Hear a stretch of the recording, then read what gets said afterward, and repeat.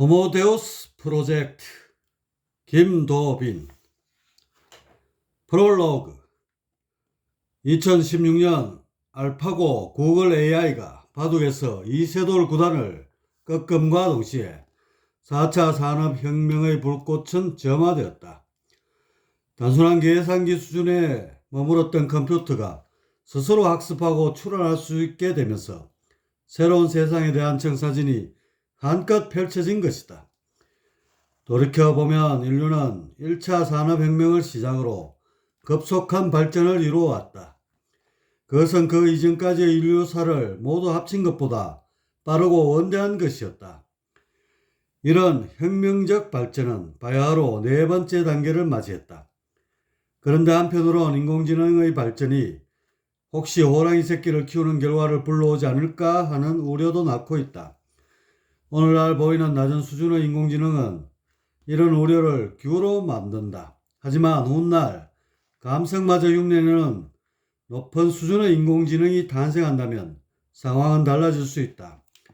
그건 분명 영화 터미네이터의 재현이 될 것이다.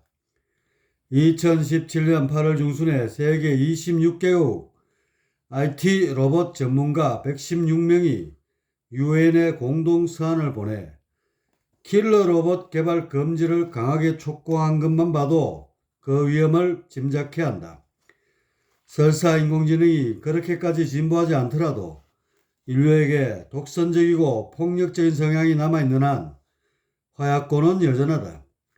프로그램을 개발하고 다루는 사람들의 인성에 따라 인공지능은 얼마든지 핵무기 못지않은 위협이 될 수 있기 때문이다. 하지만 그렇다고 전진하는 인류의 문명에 브레이크를 걸 수는 없다. 그건 구더기 무서워 장 못 담그는 어리석음이다. 인류의 지적 탐구는 여태껏 그러했듯 멈추지 않고 계속되어야 한다. 다만 그 과정에 파생되는 부작용에 대한 대비만은 게을리해서는 안 될 것이다. 1차 산업혁명, 기계의 발명과 실용화. 2차 산업혁명, 에너지의 활용과 기계의 대중화. 3차 산업혁명, 컴퓨터를 통한 정보의 생활화. 4차 산업혁명, AI에 의한 지능과 정보의 첨단화. 만일 인류가 4차 산업혁명을 무탈하게 넘긴다면 5차 산업혁명을 맞이할 것이다. 그 형태를 추론하자면 대략 4차원 기에너지의 자유로운 활용과 영적 혁명이 될 것이다. 현실을 뛰어넘는 고차원과의 연결. 여기에 5차 산업혁명의 열쇠가 숨어있다. 인류가 5차 산업혁명까지 가게 되면 천만다행한 일이다. 인류의 멸망 시기가 위태롭게 총각을 다투고 있는 마당에 4차 산업혁명을 완수하고 5차 산업혁명에 이르는 것은 결코 쉽지 않다. 아직도 세계 곳곳엔 무력에 의한 전쟁과 암투가 끊이질 않고 있지 않은가. 과도한 국수주의와 독재자들의 광적 지배욕, 그리고 타협할 줄 모르는 종교적 신념은 언제든지 화약고가 되어 인류 멸망의 시나리오를 앞당길 수 있다. 이런 우려를 근본적으로 해소하는 방법은 없을까? 선각자들이 이구동성으로 외치는 해법이 하나 있긴 하다. 그건 인류의 의식을 부쩍 높여 상생적 마인드를 갖게 하는 것이다. 상극에서 상생으로. 이 구호대로 인간 하나하나의 영성을 높여 나간다면 인류 멸망 시계와 같은 경각장치는 필요 없게 된다. 영성 회복을 통한 성숙한 인류, 그것에 대한 청사진을 걸어놓는 것은 오늘날 불어닥친 4차 혁명을 무사히 완수하고 5차 혁명에 대비하는 지혜이며 아울러 인류를 파멸의 위기에서 구할 근본적인 해법이기도 하다. 싸우면서 큰다는 말처럼 인류는 전쟁을 통해 문명을 발전시켜 왔다. 엄청난 희생을 딛고 이룩한 문명이 이것만 의식 수준은 그에 걸맞지 않게 초라하기 짝이 없다.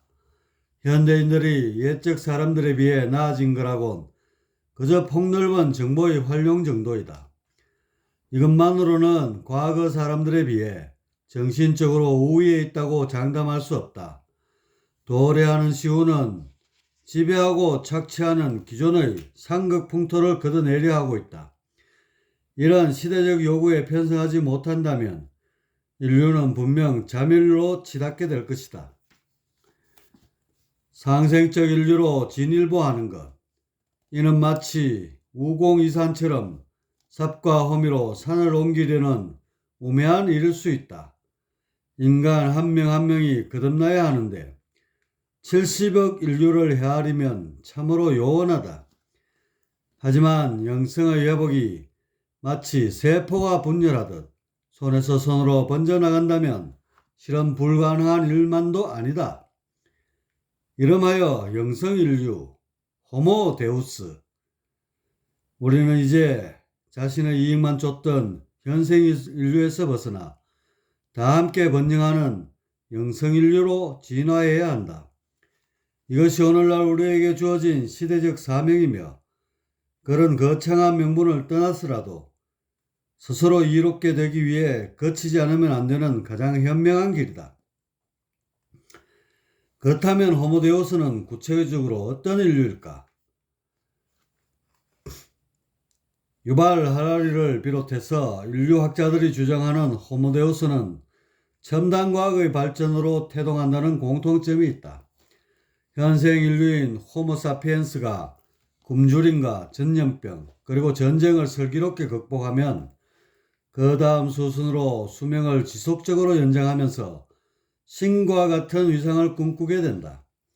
생명공학과 사이보그 공학을 통해 비유기체를 합성하여 수명을 자유자재로 늘리고 두뇌의 힘을 극한까지 쓰게 되면 호모사피엔스에서 업그레이드된 호모데우스가 된다는 얘기이다.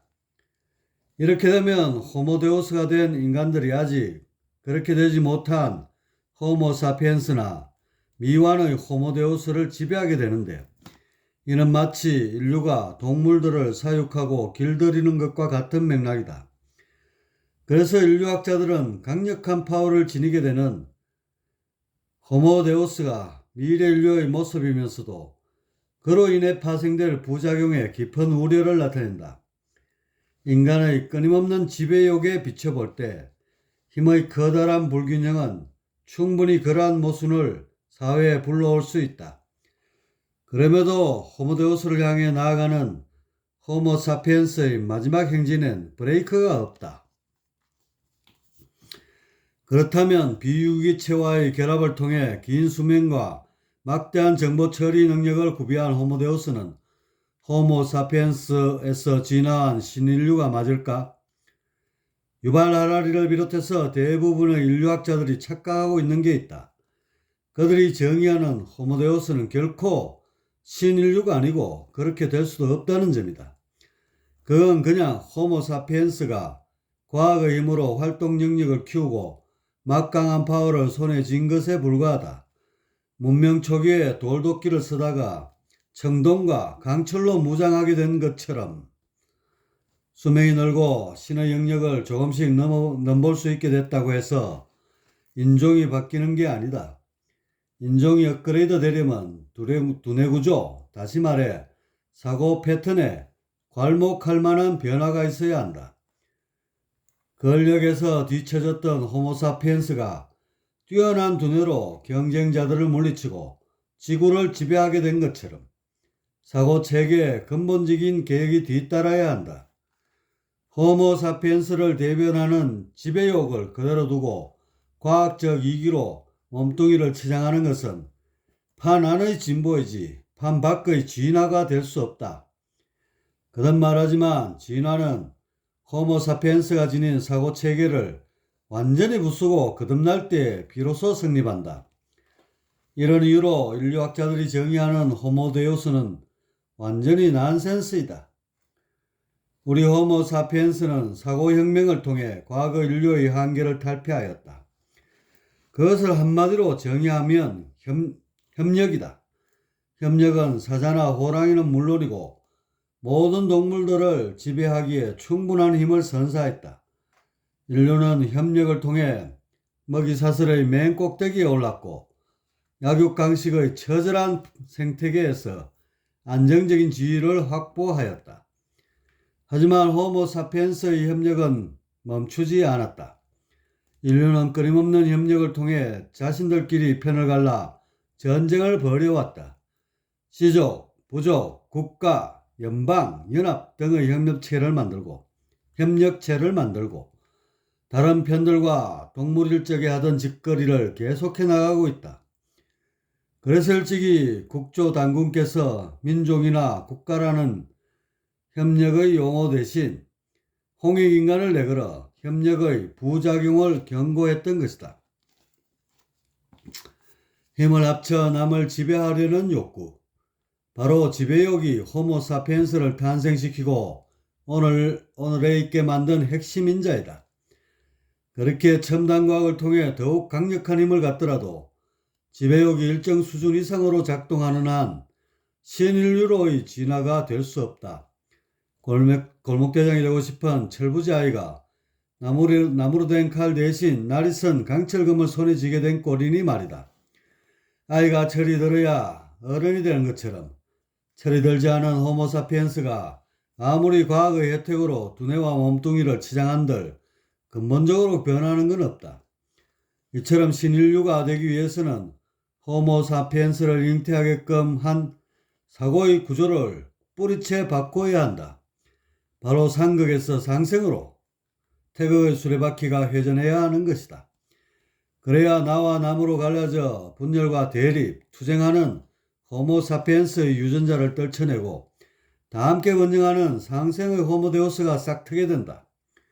이쯤 되어야 신인류라 할 수 있지 않겠는가? 그렇다면 우리가 바라는 참된 호모데우스는 구체적으로 어떤 모습일까? 아직 등장하지 않았기에 작가들의 상상력을 빌릴 필요가 있다. 공상과학 소설에 나오는 미래 인간에겐 자주 보이는 특징이 하나 있다. 그것은 인공지능에 의존하면서도 자체의 영성에 의해 텔레파시가 가능하다는 점이다. 우리말로 심상소통이라 하는데 쉽게 말해 4차원 에너지인 기를 자유자재로 활용하는 능력을 말한다. 이런 면을 고려해서 미래의 호모데우스를 정의하자면 기를 써서 고차원적 사고를 하는 영적인 인류가 된다. 이렇게 되면 호모데우스가 되는 핵심 열쇠는 단연 기에 있게 된다. 하지만 막연하고 추상적인 기를 현실에 끄집어내 구체화하는 일엔 회의적인 시각이 크다. 사실 기라고 하면 아직까지 과학적으로 입증되지 않은 미지의 그 무엇이지 않던가. 인공지능에 의한 정보 활용 능력은 얼마든지 발달할 수 있다. 하지만 그것이 3차원을 넘어 고차원 영역까지 이어지는 건 아니다. 의식이 자리한 4차원은 인공지능이 범접할 수 없는 불가침의 영역이다. 그렇기에 영성에 있어서만큼은 시운에 편승할 생각을 버리고 스스로의 힘으로 이루어야 한다. 미래의 영성 인류는 저절로 찾아오는 게 아니라 지금 이 순간부터 우리 스스로 노력해서 이루어야 한다. 그렇다면 노력에 의해 그런 신인류로의 인종개혁이 가능한가? 필자는 몇 해 동안 우주 삼라만상의 근원인 공과 그곳에서 파생된 4차원의 길을 연구했다. 그리고 어떻게 하면 3차원 인류에게 4차원 정보를 연결할 수 있는지도 다각도로 살펴봤고 그 가능성을 여러 루트를 통해 확인했다. 한 명 한 명 영성 인류가 되는 길을 보다 구체적으로 제시할 수 있게 된 것이다. 스스로 자문해보자. 기가 느껴지는가? 기를 주고받을 수 있는가? 기를 통해 3차원 물리 현상에 어떤 변화를 가져올 수 있는가? 수련한 사람들은 기를 느낄 수 있다. 하지만 그것의 활용에 있어서는 차원의 벽에 부딪히고 만다. 그래서 특수한 몇몇 사람들을 제외하곤 기는 여전히 정체불명의 모호한 그 무엇이다. 이렇게 기가 불투명한 상태로 남아서는 고차원 의식을 보편화하는 일은 불가능하다. 교육을 통해 인류의 철학적 소양을 높이는 일로 영적 정진을 꾀할 수 있지만 그것이 영적 혁명으로까지 이어지기에는 역부족이다. 이것이 영성회복운동의 대중화 수단으로 기가 꼭 필요한 이유이다. 기를 모으고 활용해 실생활의 변화를 가져올 수 있다면 고차원과 연결된 것이다. 이런 사람들이 부지기수로 늘어나면 인류 전체의 영성은 한 단계 진보하게 된다. 새로운 인류, 호모데우스가 탄생하는 것이다. 그와 동시에 5차 산업혁명은 정점을 찍고 인류는 문명완성이라는 가슴 뭉클한 열매를 손에 쥐게 될 것이다. 이제 기의 대중화를 통해 신인류 양성 프로젝트를 천명하는 바이다. 누구나 길을 서서 우주와 공명하는 그야말로 소우주 인간들이 활보하는 세상, 그런 세상을 꿈꾸며 작은 돌 하나를 세운에 던져본다. 2017년 추절의 김도빈 건서